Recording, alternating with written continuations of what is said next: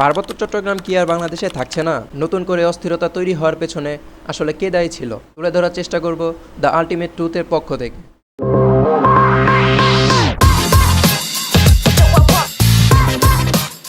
এজন্য আমাদের তিনটি দিকে নজর দিতে হবে।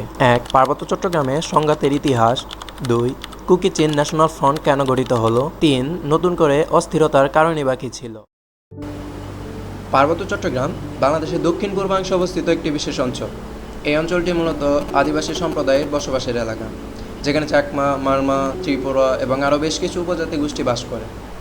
বাংলাদেশের স্বাধীনতার পর এই অঞ্চলের জনগণ তাদের সাংস্কৃতিক ও রাজনৈতিক অধিকার রক্ষার জন্য যে সংগ্রামে নেমেছিল, সেটি পরবর্তীতে দীর্ঘমেয়াদী সংঘাতের রূপ নেয়। এই সূচনা হয় 1970-এর দশকের শুরুতে, যখন সরকার শুধুমাত্র বাঙালির সংস্কৃতি এবং ভাষাকে বাংলাদেশের একমাত্র স্বীকৃত পরিচয় হিসেবে প্রতিষ্ঠা করতে উদ্যোগ নেয়। তখন পার্বত্য অঞ্চলের আদিবাসী সম্প্রদায়গুলো এতে তাদের স্বাতন্ত্র্য রক্ষার জন্য প্রতিবাদ জানায়। শেখ মুজিবুর রহমানের নেতৃত্বে সরকারের সাথে একাধিক আলোচনার পরেও আদিবাসীরা বাঙালি পরিচয় গ্রহণ করতে অনিচ্ছুক ছিল। পার্বত্য চট্টগ্রামের নেতৃস্থানীয় রাজনীতিবিদ মানবেন্দ্র নারায়ণ লারমার নেতৃত্বে 1973 সালে পার্বত্য চট্টগ্রাম জনসংহতি সমিতি PCJSS গঠিত হয়। তাদের সশস্ত্র শাখা শান্তি বাহিনী গঠিত হয় সরকারের সিদ্ধান্তের বিরুদ্ধে প্রতিরোধ গড়ে তোলার জন্য। তারা পার্বত্য চট্টগ্রামে আক্রমণ চালিয়ে সামরিক বাহিনী ও বাঙালি বসতি স্থাপনকারীদের লক্ষ্য করে তাদের প্রতিরোধ শুরু করে। শান্তি বাহিনী স্থানীয় জনগণকে তাদের পক্ষ নিয়ে বাহিনী গঠন করে এবং পার্বত্য চট্টগ্রাম স্থানীয় পুলিশের উপর হামলা চালায়। এর বিদ্রোহের ফলে পার্বত্য অঞ্চলের জনগণের জীবন কষ্টসাধ্য হয়ে ওঠে। উভয় পক্ষেই মানবাধিকার লঙ্ঘনের অভিযোগ উঠতে থাকে। সংঘাতের সমাধান করতে বাংলাদেশ সরকার বিভিন্ন উদ্যোগ গ্রহণ করে। তৎকালীন রাষ্ট্রপতি জিয়াউর রহমান একটি উন্নয়ন বোর্ড প্রতিষ্ঠা করেন এবং স্থানীয় উন্নয়নের জন্য কিছু পদক্ষেপ গ্রহণ করেন। কিন্তু এসব পদক্ষেপ স্থানীয় আদিবাসীদের মধ্যে জনপ্রিয়তা পায়নি। এমনকি 1962 সালে কাপ্তাই বাঁধ নির্মাণের ফলে আদিবাসীদের বাস্তুচ্যুত হওয়ার সমস্যা থেকেও সরকার মুক্তি দিতে পারেনি। 1980-এর দশকে পার্বত্য চট্টগ্রামে ব্যাপকভাবে বাঙালি বসতি স্থাপনা শুরু হয়। এর ফলে আদিবাসীদের ভূমি ক্ষতিগ্রস্ত হয় এবং অঞ্চলটির জনসংখ্যার ভারসাম্য পরিবর্তিত হয়। এরই মধ্যে সরকার জেলা পরিষদ আইন পাশ করে কিছু ক্ষমতা আদিবাসীদের হাতে দেওয়ার চেষ্টা করলেও তা পর্যাপ্ত বলে বিবেচিত হয়নি। 1991 সালের গণতন্ত্র পুনরুদ্ধারের পর পার্বত্য চট্টগ্রামে শান্তি আনার উদ্যোগ নেওয়া হয়। দীর্ঘ আলোচনার পর 1997 সালের 2রা ডিসেম্বর বাংলাদেশ সরকার এবং পার্বত্য চট্টগ্রাম জনসংহতি সমিতির মধ্যে ঐতিহাসিক পার্বত্য শান্তি চুক্তি স্বাক্ষরিত হয়। এই চুক্তির মাধ্যমে পার্বত্য চট্টগ্রামের উপজাতি ও আদিবাসী সম্প্রদায়ের স্বতন্ত্র জাতিসত্তা এবং তাদের বিশেষ মর্যাদা স্বীকৃতি পায়। চুক্তি অনুযায়ী একটি আঞ্চলিক পরিষদ গঠন করা হয়, যার মাধ্যমে আদিবাসীরা স্থানীয় প্রশাসন ও আইন শৃঙ্খলা বজায় রাখার ক্ষেত্রে ভূমিকা রাখতে পারে।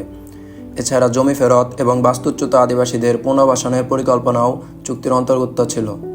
শান্তি চুক্তির মাধ্যমে শান্তি বাহিনীর সদস্যরা তাদের অস্ত্র সমর্পণ করে এবং অনেক বাস্তুচ্যুত আদিবাসী তাদের নিজ এলাকায় ফিরে যাওয়ার সুযোগ পায়।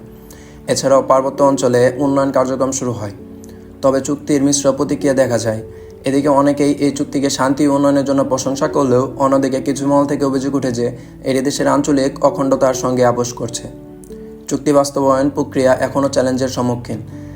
আদিবাসীদের জমি ফেরত দেওয়া, উন্নয়ন প্রকল্পে তাদের সম্পৃক্ত করা এবং তাদের অধিকার নিশ্চিত করার ক্ষেত্রেও এখনও বেশ কিছু সমস্যা রয়ে গেছে।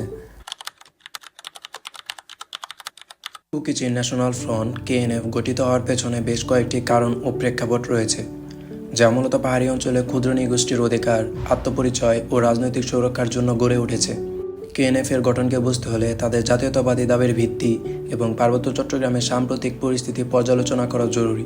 KNF মূলত বম জনগোষ্ঠীর নেতৃত্বে গঠিত হলেও সাংগঠনিক পার্বত্য চট্টগ্রামের 6টি ক্ষুদ্র নৃগোষ্ঠীর সম্মিলিত জাতীয়তাবাদী স্বার্থের প্রতিনিধিত্ব করছে।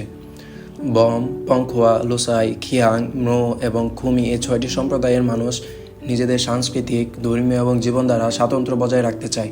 KNF এর মাধ্যমে এই জনগোষ্ঠীগুলো তাদের জাতিগত পরিচয় ও সংস্কৃতিকে রক্ষার জন্য প্রচেষ্টা চালাচ্ছে। KNF এর প্রধান উদ্দেশ্য হল রাঙ্গামাটি ও বান্দরবনের 9টি উপজেলার জন্য একটি স্বায়ত্তশাসিত রাজ্যের দাবি আদায় করা। এই দাবির পেছনে তাদের অভিযোগ হলো পার্বত্য শান্তি চুক্তির পরেও পাহাড়ি জনগোষ্ঠী তাদের ন্যায্য রাজনৈতিক অধিকার থেকে বঞ্চিত রয়েছে। তারা মনে করে বর্তমান আঞ্চলিক পরিষদে জনসংখ্যার ভিত্তিতে প্রতিনিধিত্ব দেওয়া হলেও ছোট ছোট নৃগোষ্ঠীর যথাযথ প্রতিনিধিত্ব করা হয়নি। KNF এই বৈষম্যের বিরুদ্ধে সোচ্চার এবং সময়ভিত্তিক প্রতিনিধিত্বের দাবি তুলে ধরে। বমরা বাংলাদেশের পার্বত্য চট্টগ্রামের একটি ক্ষুদ্র নৃগোষ্ঠী হলেও কেএনএফ কুকি চীন নামে একটি বৃহত্তর প্ল্যাটফর্ম তৈরি করে তাদের কুকি চীন নামের মাধ্যমে তারা শুধু বাংলাদেশের নয়, মিয়ানমার ও ভারতের মিজোরাম, মণিপুর, ত্রিপুরা কুকি চীন জনগোষ্ঠীগুলোর সমর্থন আদায়ের প্রচেষ্টা চালাচ্ছে। কেএনএফ এই বৃহত্তর জাতীয়তাবাদী ধারণাকে ব্যবহার করে তাদের শক্তি ও প্রভাব বাড়াতে চাইছে। কেএনএফের মতে পাহাড়ি জনগোষ্ঠী রাষ্ট্রীয় সুযোগ সুবিধা থেকে বঞ্চিত, সামাজিক, রাজনৈতিক এবং অর্থনৈতিক ক্ষেত্রে বৈষম্যের শিকার হওয়া তাদের মূল অভিযোগ। কেএনএফের অভিযোগের ভিত্তিতে তাদের সশস্ত্র সংগঠন হিসেবে নিজেদের প্রতিষ্ঠিত করছে, যা তাদের রাজনৈতিক দাবি আদায়ের একটি উপায় হিসেবে কাজ করছে। এরই প্রেক্ষিতে 2017 সালে বাংলাদেশের বম জনগোষ্ঠী দ্বারা প্রতিষ্ঠিত হয় কুকি চীন ন্যাশনাল ফ্রন্ট। বম সম্প্রদায় বেশিরভাগ খ্রিস্টান এবং পার্বত্য চট্টগ্রাম জনসংহতি সমিতির বিরুদ্ধে বৈষম্যের অভিযোগ তোলে। কুকি চীন ন্যাশনাল ফ্রন্টের প্রতিষ্ঠাতা সভাপতি হলেন ঢাকা বিশ্ববিদ্যালয়ের চারুকলার স্নাতক নাথান বম। তিনি পূর্বে পার্বত্য চট্টগ্রাম জনসংহতি সমিতির ছাত্র সংগঠন পাহাড়ি ছাত্র পরিষদের সাথে জড়িত ছিলেন। পার্বত্য চট্টগ্রামে নতুন করে অস্থিরতা হওয়ার পেছনে কয়েকটি মূল কারণ রয়েছে।